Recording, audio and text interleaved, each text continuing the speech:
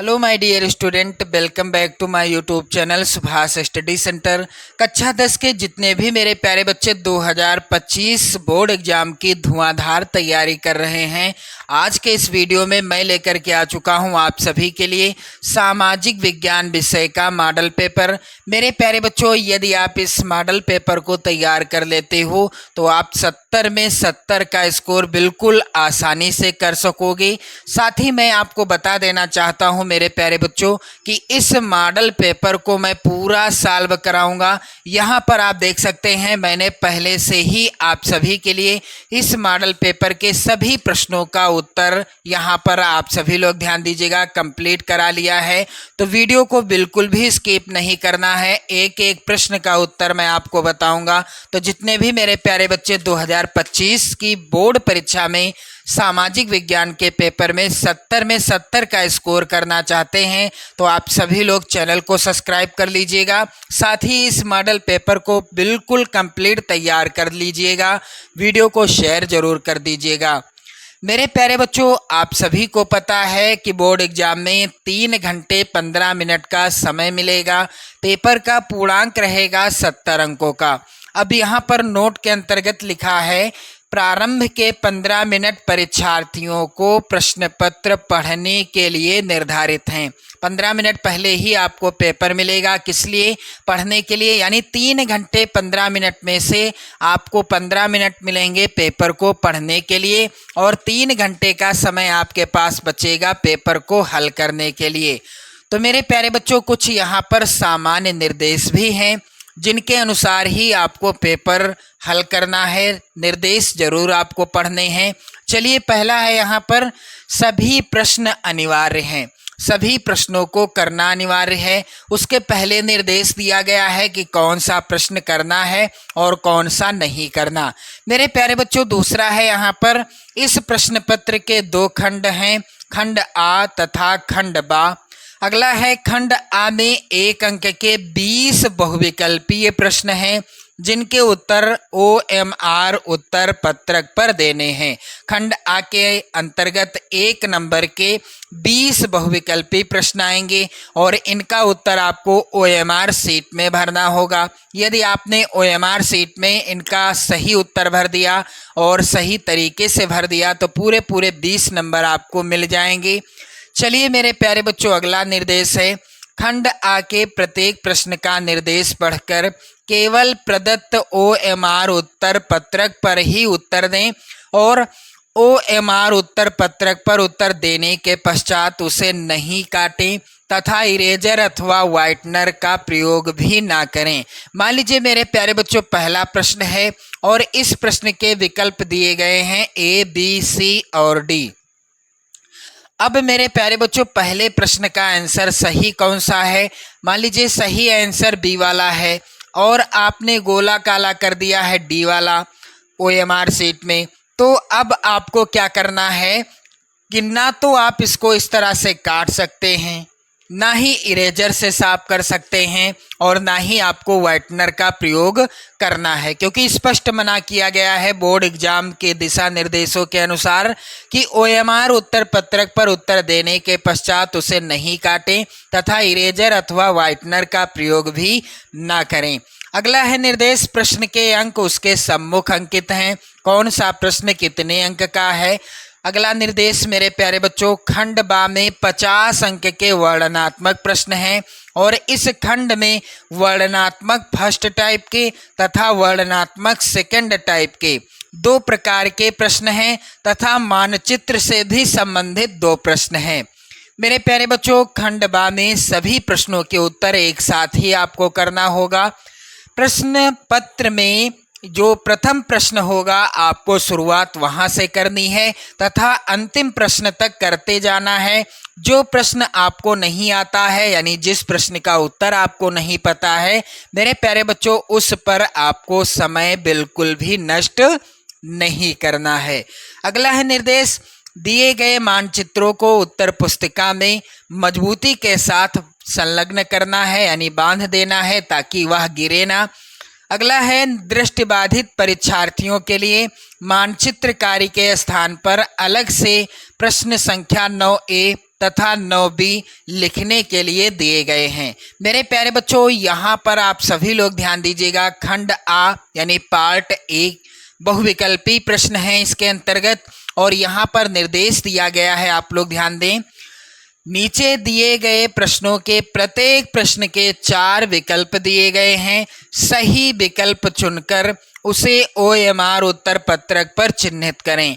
मेरे प्यारे बच्चों, इस मॉडल पेपर के सभी प्रश्नों को आपको तैयार करना है, क्योंकि ये प्रश्न आपकी बोर्ड परीक्षा 2025 में 100% पूछे जाएंगे। 70 में 70 का स्कोर करना चाहते हैं तो आप लोग इस मॉडल पेपर को जरूर तैयार कर लेना, इसके सभी प्रश्नों को जरूर तैयार कर लेना। चलिए मेरे प्यारे बच्चों, पहला प्रश्न यहाँ पर है, फ्रांस की क्रांति हुई। तो फ्रांस की क्रांति हुई थी मेरे प्यारे बच्चों 1789 ईस्वी में। दूसरा प्रश्न है, निरंकुशवाद का तात्पर्य क्या है। तो निरंकुशवाद का तात्पर्य है ऐसी शासन व्यवस्था जिसमें सत्ता पर कुछ व्यक्तियों का अंकुश होता है। ऐसी शासन व्यवस्था जिसमें सत्ता पर कुछ व्यक्तियों का अंकुश होता है, उसे कहते हैं निरंकुशवाद। यानी यहाँ पर राइट आंसर क्या होगा, सी वाला ऑप्शन क्या हो जाएगा, सही हो जाएगा। चलिए मेरे प्यारे बच्चों, यहाँ पर अगला प्रश्न है, आप लोग ध्यान दीजिएगा। कह रहा है प्रश्न कि महात्मा गांधी, यहाँ पर आप ध्यान दें, प्रश्न संख्या 3 है, महात्मा गांधी अफ्रीका से वापस कब लौटे। तो यहाँ पर उत्तर क्या हो जाएगा, सन 1915 ईस्वी में या 1914 ईस्वी में, दोनों में से कौन सा विकल्प सही होगा। मेरे प्यारे बच्चों, महात्मा गांधी अफ्रीका से वापस कब लौटे थे, इसका राइट आंसर क्या हो जाएगा मेरे प्यारे बच्चों, आप सभी लोग ध्यान देंगे। और इस तरह से एक प्रश्न और आ सकता है कि महात्मा गांधी भारत वापस कब लौटे, तो भी उत्तर यही रहेगा, सन 1915 ईस्वी, यानी डी वाला ऑप्शन सही होगा।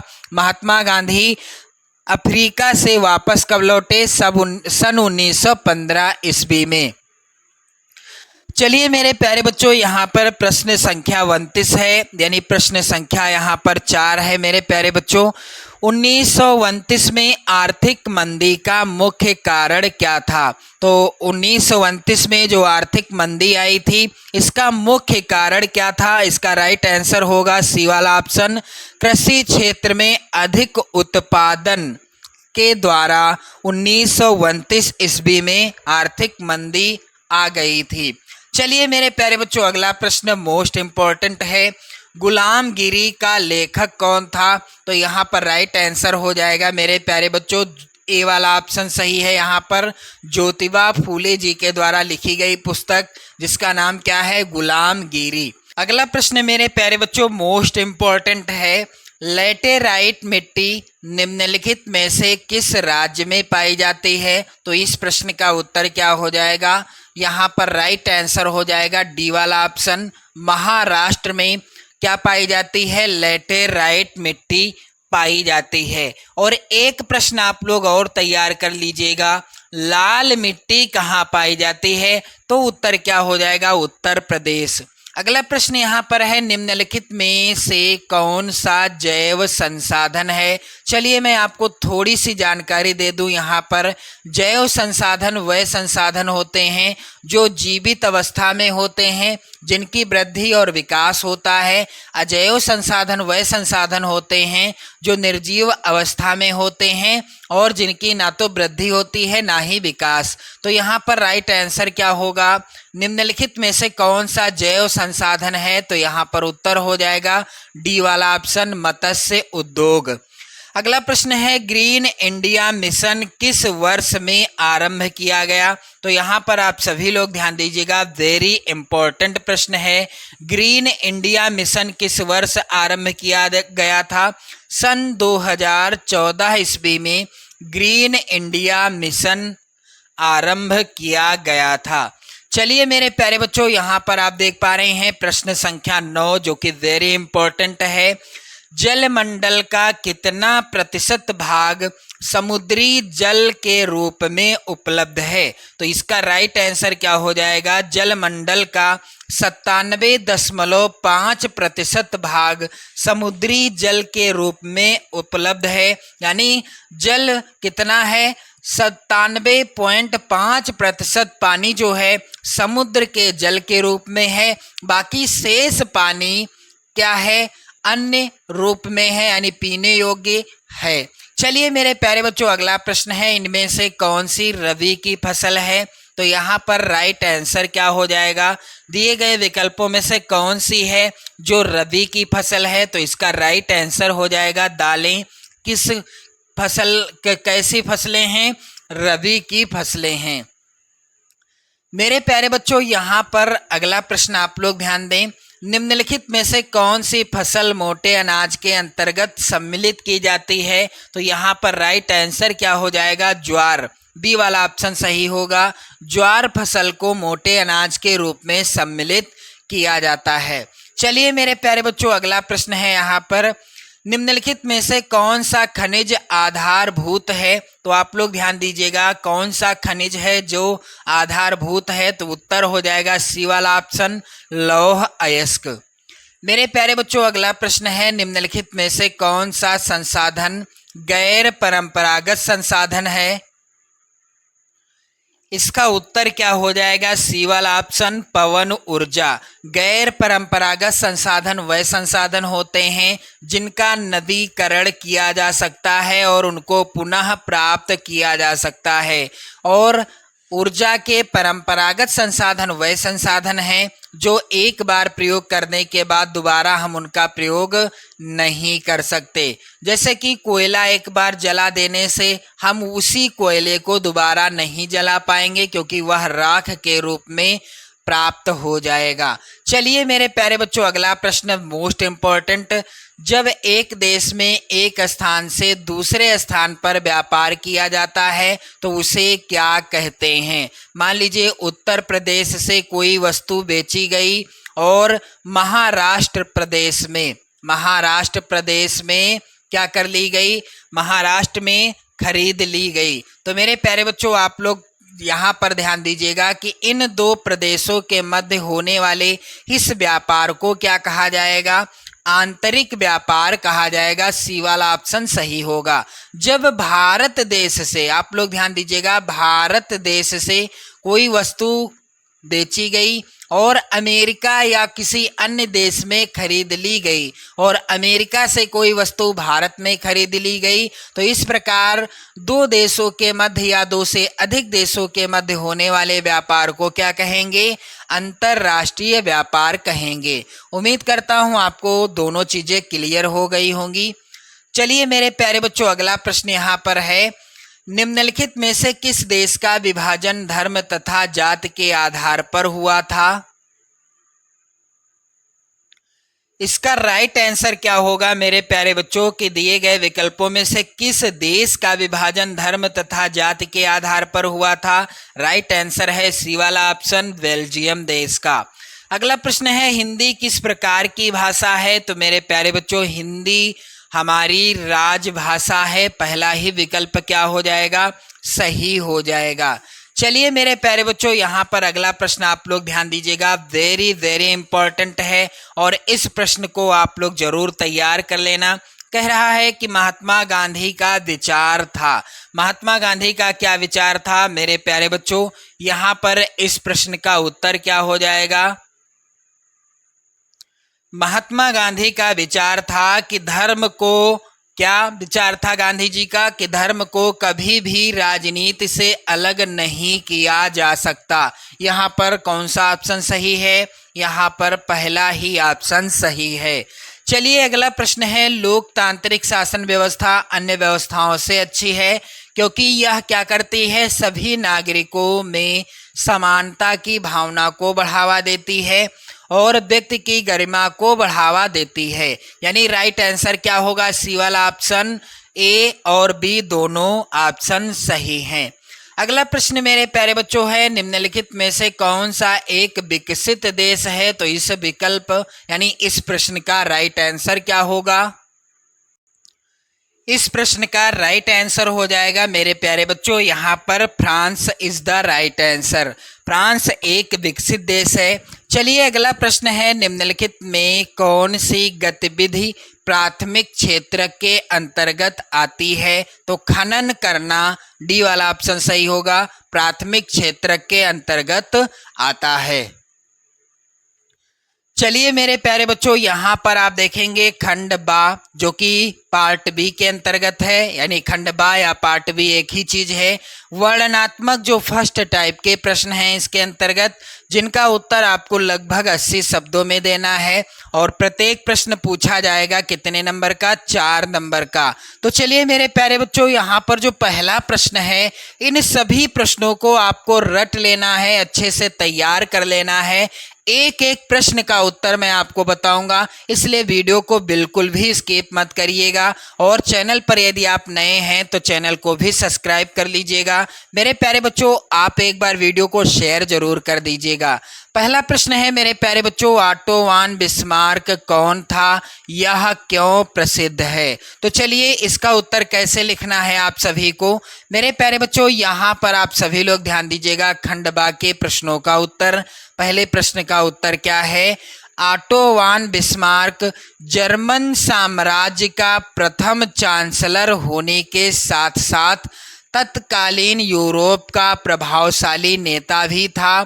जर्मनी के एकीकरण में बिस्मार्क की प्रमुख भूमिका थी। जर्मनी का एकीकरण का श्रेय किसे जाता है? ऑटो वान बिस्मार्क को जाता है। 1870 तक बिस्मार्क ने अपनी रक्त और लोहे की नीति से अपने देश की राष्ट्रीय एकता के लिए जीत, यहाँ पर आप लोग ध्यान दीजिएगा, जीत हासिल की थी और 1871 से 1890 तक बिस्मार्क राज्य के मामलों में सर्वोच्च शिखर पर था।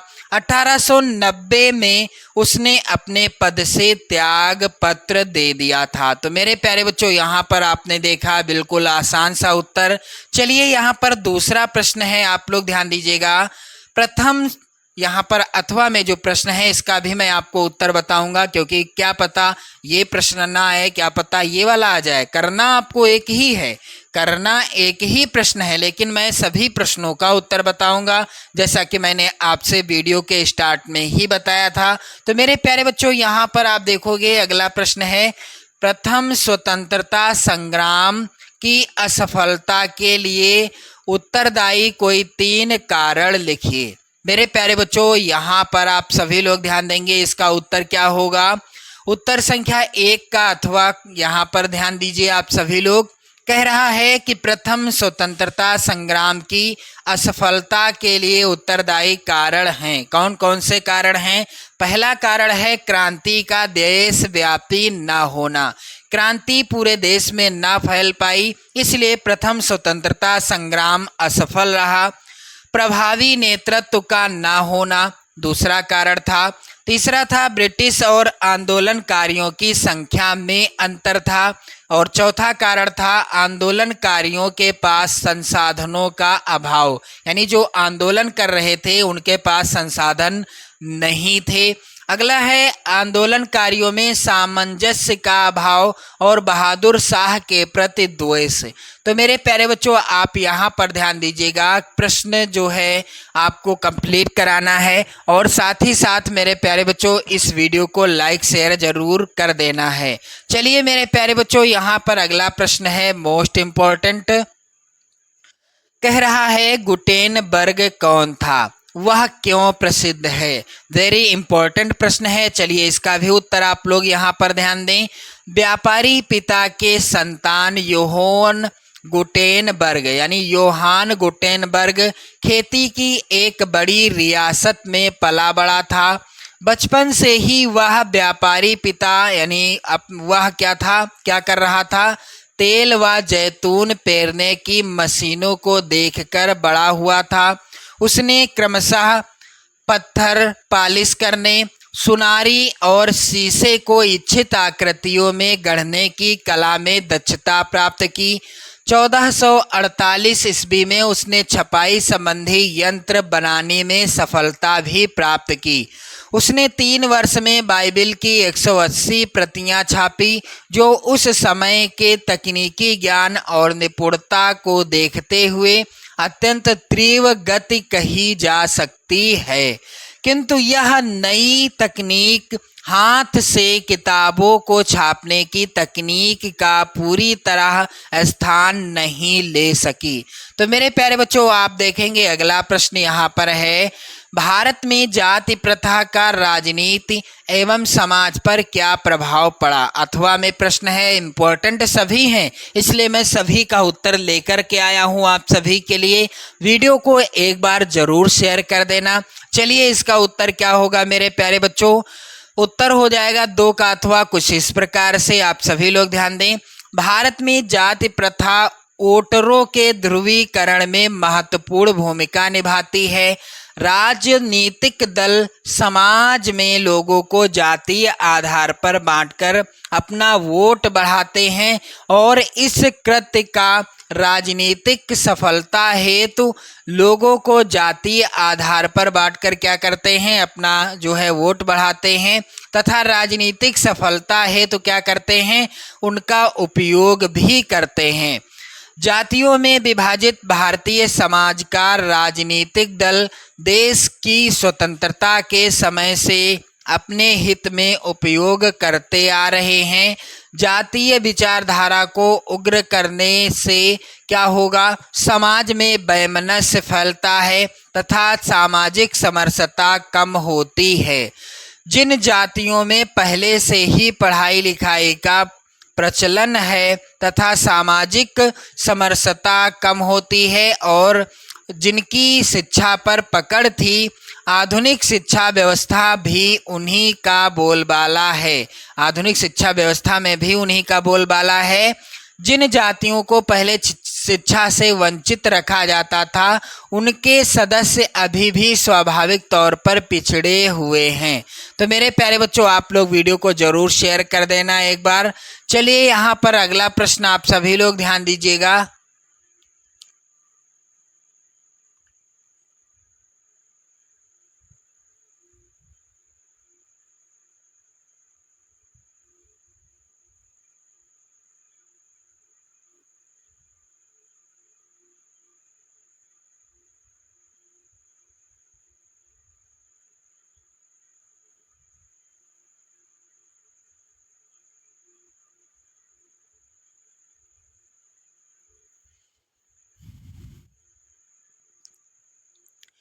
मेरे प्यारे बच्चों, जिन जातियों को पहले शिक्षा से वंचित रखा जाता था, उनके सदस्य अभी भी स्वाभाविक तौर पर पिछड़े हुए हैं।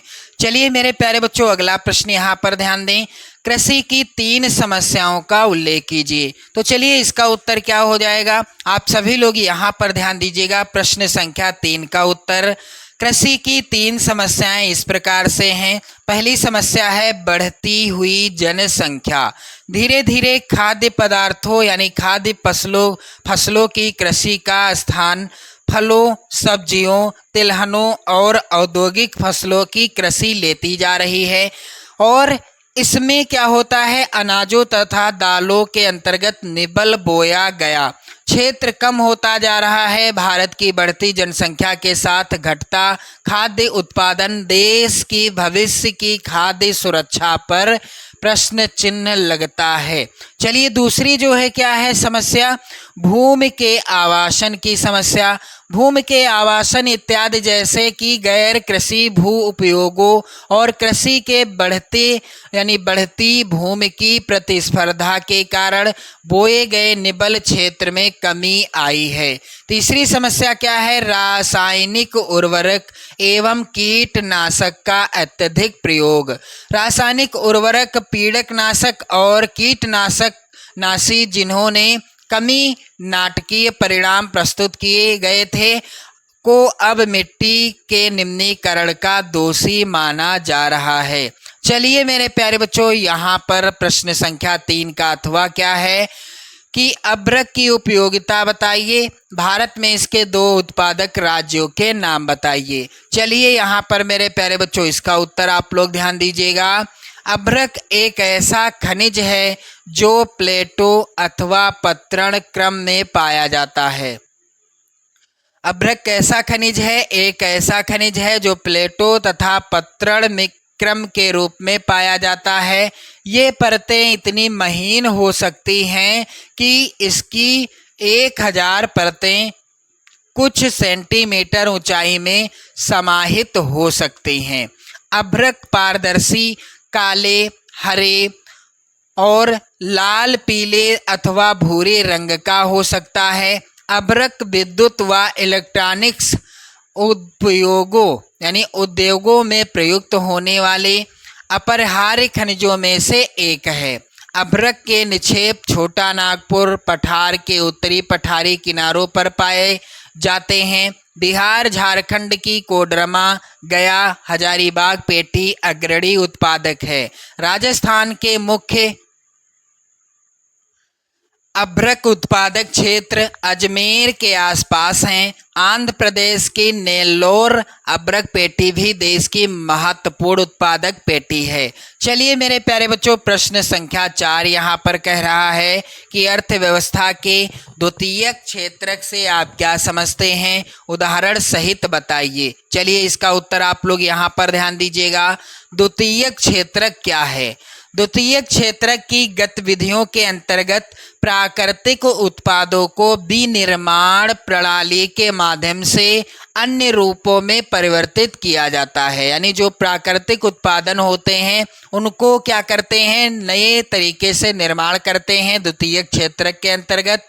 यह प्राथमिक क्षेत्रक के बाद की स्थिति है। यहाँ वस्तुएं सीधे प्रकृति से उत्पादित नहीं होती हैं बल्कि निर्मित की जाती हैं, इसलिए विनिर्माण की प्रक्रिया अपरिहार्य है। यह प्रक्रिया किसी कारखाना, किसी कार्यशाला या घर में हो सकती है। जैसे कपास के पौधे से प्राप्त रेशे का उपयोग कर हम सूत काटते और कपड़ा बुनते हैं। गन्ने को कच्चे माल के रूप में उपयोग कर हम चीनी और गुड़ बनाते हैं। हम मिट्टी से ईंट बनाते हैं और ईंटों से घर और भवनों का निर्माण करते हैं, क्योंकि यह क्षेत्र क्रमशः सर्वाधिक संवर्धित विभिन्न प्रकार के उपयोगों यानी उद्योगों से संबंध है, इसलिए इसे औद्योगिक क्षेत्र भी कहा जाता है।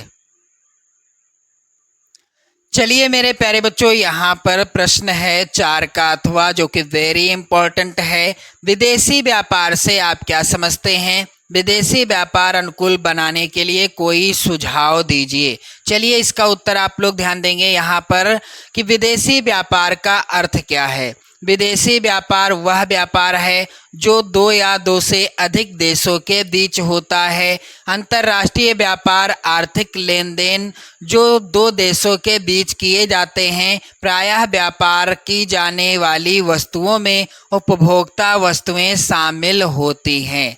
भारत के विदेश व्यापार को अनुकूल बनाने के लिए प्रमुख सुझाव इस प्रकार से हैं। पहला सुझाव क्या है? सर्वप्रथम भारत को अपना निर्यात बढ़ाना चाहिए और आयात पर निर्भरता कम करनी चाहिए। यानी जो बाहर से वस्तुएं मंगा रहा है भारत, उनको कम कर देना चाहिए। अन्य देशों को अपने यहाँ की वस्तुएं जरूर बेचना चाहिए। मेरे प्यारे बच्चों, यहाँ पर आगे देखेंगे आप लोग, सड़क यातायात एवं रेल यातायात में पेट्रोलियम पदार्थों के साथ या स्थान पर इलेक्ट्रॉनिक रेल इंजन और इलेक्ट्रॉनिक वाहनों का प्रयोग करना चाहिए। मेरे प्यारे बच्चों, विदेशी मल्टीनेशनल कंपनियों के उत्पादों का उपयोग कम करके उसके स्थान पर देश में स्थानीय स्तर पर बनी वस्तुओं के उपयोग को बढ़ावा देना चाहिए। और मेरे प्यारे बच्चों, लोगों में स्वदेशी उत्पादों को अपनाने के लिए रुचि उत्पन्न करने का प्रयास भी करना चाहिए। चलिए मेरे प्यारे बच्चों, अब यहाँ पर आप लोग ध्यान दीजिएगा। वर्णनात्मक जो सेकंड टाइप के प्रश्न आएंगे, प्रत्येक प्रश्न का उत्तर आपको लगभग 150 शब्दों में देना है और प्रत्येक प्रश्न आएगा कितने नंबर का? 6 नंबर का। तो यहाँ पर जो 5वां प्रश्न है मोस्ट इम्पॉर्टेंट है, आप लोग इसे जरूर तैयार कर लेना। फ्रांस की क्रांति कब शुरू हुई, उसका मुख्य कारण क्या था? तो चलिए यहाँ पर आप सभी लोग ध्यान दीजिएगा, इसका उत्तर क्या हो जाएगा? आप लोग ध्यान दें, 1789 ईस्वी में। प्रश्न संख्या 5 का उत्तर यहाँ से है। 1789 ईस्वी में फ्रांस की क्रांति यूरोप के इतिहास की एक युगांतकारी घटना थी। फ्रांस की क्रांति कब हुई थी? 1789 ईस्वी में। इस क्रांति के कारण लुई 16वें का वंशानुगत शासन फ्रांस में समाप्त हो गया। फ्रांस में लोकतंत्र, जनता का शासन का आरंभ हुआ। फ्रांस की क्रांति के लिए उत्तरदायी प्रमुख कारणों का विवरण इस प्रकार से है। पहला है स्वतंत्रता पर प्रतिबंध। इसके अंतर्गत क्या लिखा जाएगा? फ्रांस के लोगों को किसी भी तरह की स्वतंत्रता प्राप्त नहीं थी। धार्मिक स्वतंत्रता पर भी प्रतिबंध था। फ्रांस में प्रोटेस्ट धर्म वालों पर अत्याचार किया जाता था। न्याय और स्वतंत्रता की पूरी तरह से अवहेलना हो रही थी। लेत्र द काशे यानी बिना कारण बनाए कैदी के आदेश पत्र का प्रयोग व्यक्ति की स्वतंत्रता के लिए क्या करता था? खतरा था। अतः जनता के संतोष ने कृषि का रूप ले लिया। चलिए मेरे प्यारे बच्चों, यहाँ पर आप लोग ध्यान दीजिएगा। अगला जो है क्या था कारण, यानी इस फ्रांस की क्रांति प्रश्न में था कि फ्रांस की क्रांति कब हुई, उसका मुख्य कारण क्या था? तो दूसरा कारण आप लोग ध्यान दें, मध्यम वर्ग यानी बुजुर्वा वर्ग। तो यहाँ पर इसके अंतर्गत क्या लिखा जाएगा कि औद्योगिक क्रांति के बाद मध्यम वर्ग का उदय हुआ। इस वर्ग में व्यापारी, उद्योगपति। औद्योगिक क्रांति के बाद तो क्या हुआ? वकील, डॉक्टर, लेखक, पत्रकार, शिक्षाविद और निम्न सरकारी पदाधिकारी आदि थे। मेरे प्यारे बच्चों, फ्रांस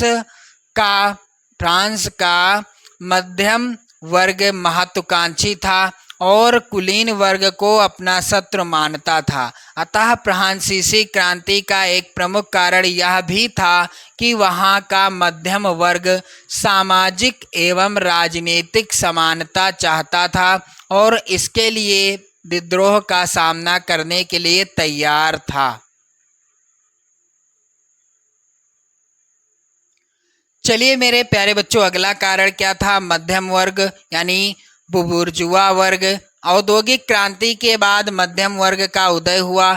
इस वर्ग में व्यापारी, उद्योगपति। औद्योगिक क्रांति के बाद जो है वकील, डॉक्टर, लेखक, पत्रकार, शिक्षाविद और निम्न सरकारी पदाधिकारी आदि थे। फ्रांस का मध्यम वर्ग महत्वाकांक्षी था और कुलीन वर्ग को अपना शत्रु मानता था। मेरे प्यारे बच्चों, अतः फ्रांसीसी क्रांति का एक प्रमुख कारण यह भी था कि वहाँ का मध्यम वर्ग सामाजिक एवं राजनीतिक समानता चाहता था और इसके लिए विद्रोह का सामना करने के लिए तैयार था। तो मेरे प्यारे बच्चों, आप देखेंगे अगला प्रश्न यहाँ पर है। अगला यहाँ पर फ्रांस की क्रांति का जो है कारण क्या था? अयोग्य शासक। क्रांति के समय फ्रांस का शासक लुई 16वां, यहाँ पर लुई होगा मेरे प्यारे बच्चों, आप लोग ध्यान दीजिएगा, लुई 16वें था। वह एक योग्य शासक था, यानी अयोग्य शासक था। योग्य नहीं था, यहाँ पर अयोग्य होगा क्योंकि उसने शासन में सुधार लाने का प्रयास नहीं किया। उसकी पत्नी का प्रभाव शासन पर अधिक था। लुई 16वें के राज्यारोहण के समय जनता को बहुत आशा थी, लेकिन उसकी उसकी जो है दूरदर्शिता और कर्तव्यहीनता के कारण जनता को विद्रोह के मार्ग पर सहारा लेना पड़ा। मेरे प्यारे बच्चों, फ्रांस की क्रांति का अगला कारण दार्शनिकों का प्रभाव। फ्रांस के दार्शनिकों ने प्रशासन की दुर्दशा, न्याय व्यवस्था की त्रुटियों तथा फ्रांसीसी समाज की बुराइयों से लोगों को परिचित कराया। रूसो, मॉन्टेस्क्यू, वोल्टेयर तथा अन्य लेखकों के विचारों ने फ्रांस के क्रांतिकारियों को प्रभावित किया। फ्रांस के लोग दार्शनिकों के विचारों से प्रभावित होकर क्रांतिकारियों को प्रभावित किया। फ्रांस के जो लोग थे दार्शनिकों के विचारों से प्रभावित होकर क्रांति के मार्ग को अपनाने को तैयार हो गए। चलिए मेरे प्यारे बच्चों, अगला प्रश्न यहाँ पर 5 का अथवा है, जिसका उत्तर आप लोग कंप्लीट तैयार कर लीजिएगा। मैं आपको बताऊंगा प्रश्न संख्या 6 का यहाँ पर उत्तर। संघवाद क्या है, इसकी मुख्य विशेषताएं बताइए। तो चलिए मेरे प्यारे बच्चों, इसका जो है उत्तर क्या हो जाएगा, आप लोग यहाँ पर ध्यान दीजिएगा। उत्तर संख्या 6 यहाँ पर है उत्तर इसका। उत्तर संख्या 6, संघवाद एक ऐसी शासन व्यवस्था है जिसमें शासन की शक्तियों का बंटवारा केंद्रीय सरकार तथा प्रांतीय सरकारों के बीच कर दिया जाता है। भारत में 2 स्तरीय संघीय व्यवस्था है, संघ सरकार और राज्य सरकारें। भारतीय संघात्मक शासन की प्रमुख विशेषताएं इस प्रकार से हैं। पहली विशेषता है केंद्रीय संघवाद।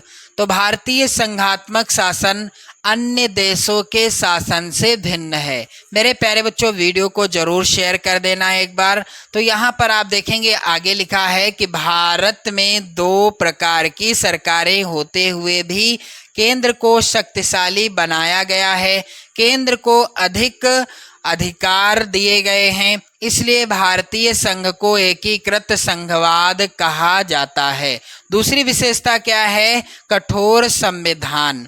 हमारे संविधान में केंद्र व राज्य के बीच सत्ता का बंटवारा लिखित रूप से किया गया है। इसमें परिवर्तन करना आसान नहीं है। इसके लिए संसद के दोनों सदनों में 2/3 बहुमत से प्रस्ताव पास करके कम से कम आधे राज्यों की विधानसभाओं से उसे मंजूर कराया जाता है और इस प्रकार कठोर संविधान संघात्मक शासन की प्रमुख विशेषता है। अगला है यहाँ पर विशेषता, यानी अगली विशेषता क्या है, 2 स्तरीय शासन व्यवस्था। इसके अंतर्गत क्या लिखा जाएगा, संविधान ने 2 स्तरीय शासन व्यवस्था का प्रावधान किया गया है, यानी किया गया था। संघ सरकार और राज्य सरकारें, बाद में पंचायतों और नगर पालिकाओं के रूप में संघीय शासन का तीसरा स्तर भी जोड़ा गया। अगली विशेषता है मेरे प्यारे बच्चों, शक्तियों का बंटवारा। संविधान में केंद्र और राज्य सरकारों के विधायी अधिकारों को 3 हिस्सों में बांटा गया। संघ सूची में राष्ट्रीय महत्व के विषय रखे गए, जिन पर कानून बनाने का अधिकार केंद्र सरकार को दिया गया। राज्य सूची में कम महत्व के विषय थे, जिन पर राज्य सरकार कानून बना सकती है। समवर्ती सूची में राज्य और केंद्र दोनों कानून बना सकते हैं, किंतु टकराव की स्थिति में केंद्र का कानून ही मान्य होगा। अगला है यहाँ पर अगली विशेषता, एकीकृत न्यायपालिका। भारत में संघात्मक शासन के कारण केंद्र और राज्य सरकारों की अलग अलग कार्यपालिका व्यवस्थापिका, किंतु न्यायपालिका दोनों के लिए एक ही है। ऐसा इसलिए किया गया जिससे केंद्र व राज्यों के झगड़ों का निपटारा किया जा सके। अगला प्रश्न मेरे प्यारे बच्चों वेरी इंपॉर्टेंट है, आप इस प्रश्न को जरूर तैयार कर लेंगे। 6 नंबर का प्रश्न है, कह रहा है भूक्षरण से आप क्या समझते हैं, इसे रोकने के लिए कोई 4 उपाय बताइए। तो इसका उत्तर क्या होगा मेरे प्यारे बच्चों, क्या लिखा जाएगा, आप लोग यहाँ पर ध्यान दें। मृदा अपरदन के कारण भूमि की उर्वरा शक्ति समाप्त हो जाती है और वह कृषि कार्य हेतु अनुपयुक्त हो जाती है। अतः मृदा अपरदन को रोकना आवश्यक है, जिसके लिए निम्न उपाय किए जा सकते हैं। पहला उपाय क्या है मृदा अपरदन को रोकने का, मेखला बनाकर पेड़ों को कतारों में लगाकर रक्षक मेखला बनाना भी पवनों की शक्ति यानी पवनों की संगति को कम करता है। इन रक्षक पट्टियों का पश्चिमी भारत में रेत के टीलों के स्थायीकरण में महत्वपूर्ण कर देता है। अब यहाँ पर आप सभी लोग ध्यान दीजिएगा, अगली जो है यहाँ पर मृदा अपरदन के कारण क्या है? अगला कारण है बाधा का निर्माण करके, यानी बांध का निर्माण करके। नदियों पर बांध बनाकर जल के वेग को कम करके मृदा अपरदन को क्या किया जाता है? मृदा अपरदन को जो है यहाँ से विदा कर दिया जाता है।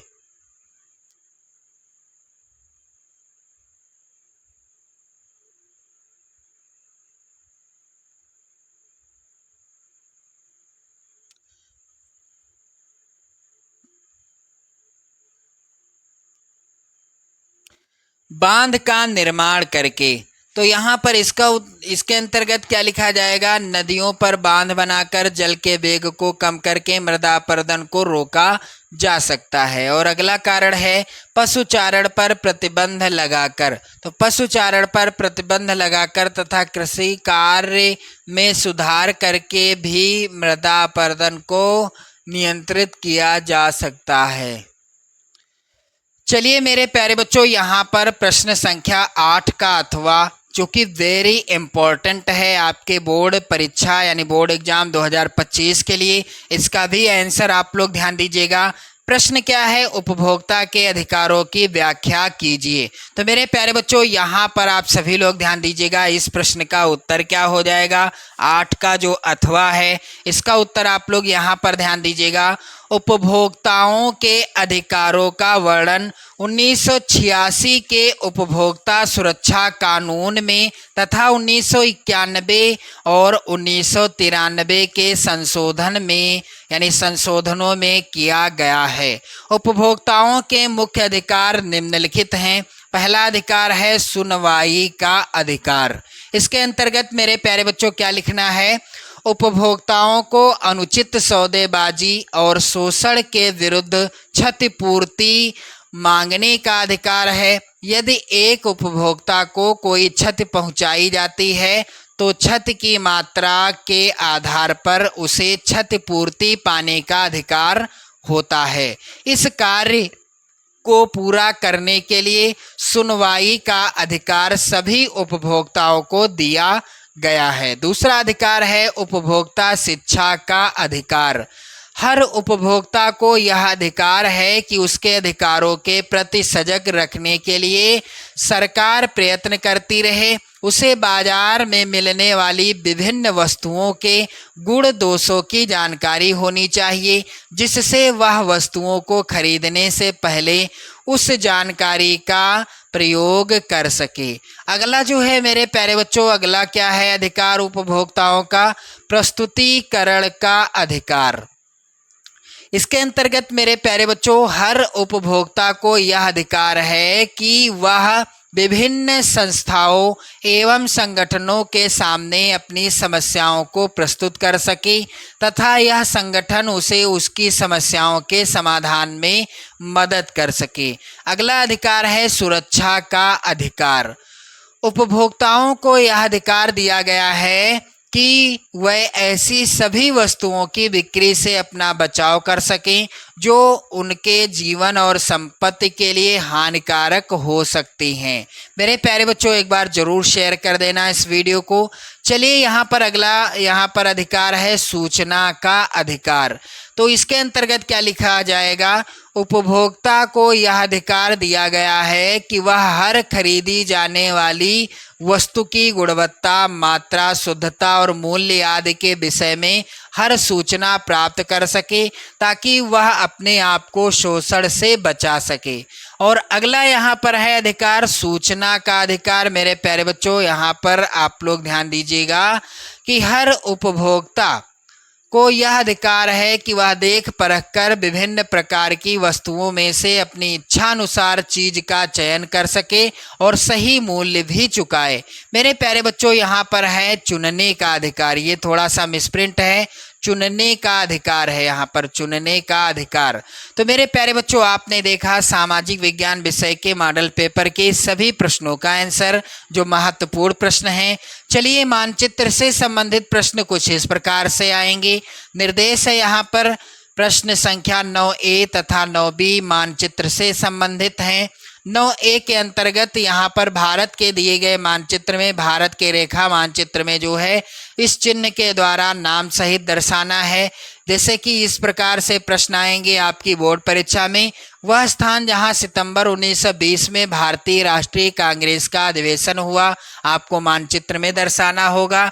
वह स्थान जहां जलियांवाला बाग हत्याकांड हुआ, वह स्थान जहां से महात्मा गांधी ने नमक कानून तोड़ा, गुजरात का वह स्थान जहां किसानों ने सत्याग्रह आंदोलन किया था, और वह स्थान जहां 1929 में भारतीय राष्ट्रीय कांग्रेस का अधिवेशन हुआ था। तो मेरे प्यारे बच्चों, आप लोग ध्यान दीजिएगा, इसी तरह के 5 प्रश्न यहाँ हैं और 5 प्रश्न 9B के अंतर्गत हैं। उत्तर भारत की एक नदी, यहाँ पर चिन्ह दिया होगा जिस चिन्ह के द्वारा दर्शाना है नाम सहित। इसी तरह से कुल 5 प्रश्न यहाँ भी हैं, यानी कुल 10 प्रश्न आएंगे मानचित्र पर आधारित। तो मेरे प्यारे बच्चों, वीडियो को लाइक कर देना, शेयर कर देना। चैनल पर यदि आप नए हैं तो चैनल को भी सब्सक्राइब कर लीजिएगा। और साथ ही मैं आपको बता देना चाहता हूं मेरे प्यारे बच्चों कि आप इस मॉडल पेपर को जरूर तैयार कर लेना। 100% आपकी बोर्ड परीक्षा में ऐसा ही पेपर आएगा। जय हिंद।